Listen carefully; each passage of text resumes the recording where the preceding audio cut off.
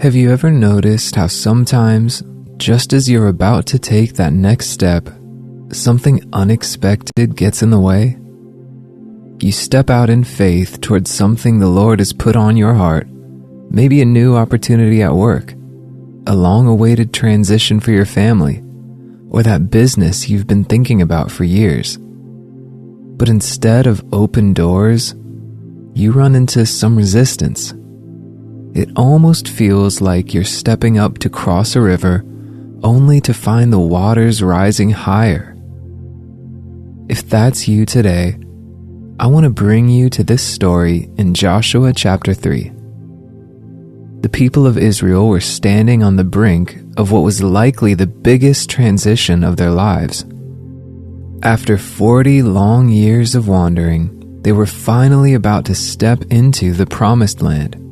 But first, they had to cross the river Jordan. And of all the times the Lord could have chosen, He led them to the river during flood season, when it was overflowing its banks. From a natural standpoint, it was the worst possible time to cross. And yet, that's the exact moment in time the Lord chose. Have you ever wondered why? Why does the Lord allow us to face obstacles at what feels like the worst possible time, just as we're about to move forward? I believe that many times, these seemingly contrary circumstances are the Lord's way of lovingly orchestrating a pause, right when we need it most. When things are going smoothly, our human tendency can be to go full steam ahead. We make plans, push toward our goals, and sometimes even stop seeking the Lord. But that's when we're most vulnerable to making costly mistakes. We may step outside of His timing or walk down paths He never meant for us to take. And before we know it, we can find ourselves shipwrecked, burnt out, and wondering how we even got there. My friend, that's not the Lord's heart for you.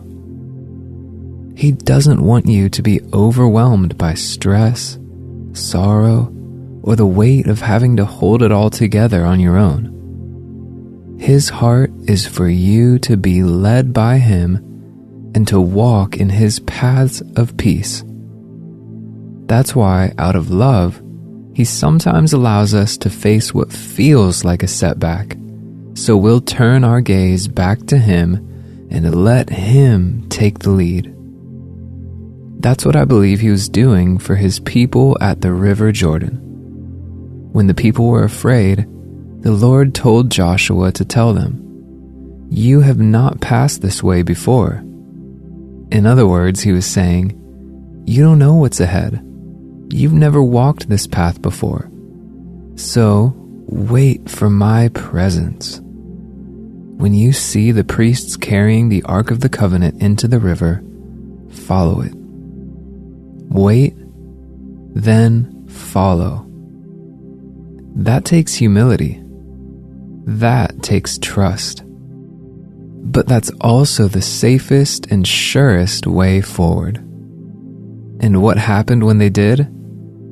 The moment the priests stepped into the water, the Lord caused the river to roll back all the way to a city called Adam. A clear path opened up before them, and the people walked through on dry ground. What had looked like a barrier suddenly became a testimony of the Lord's faithfulness.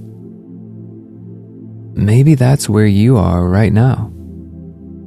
Maybe you're standing at the edge of something new, but the conditions don't look ideal.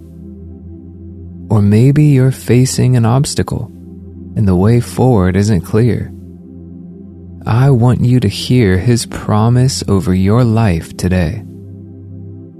When you pass through the waters, I will be with you, and through the rivers, they shall not overflow you. Let His presence go before you.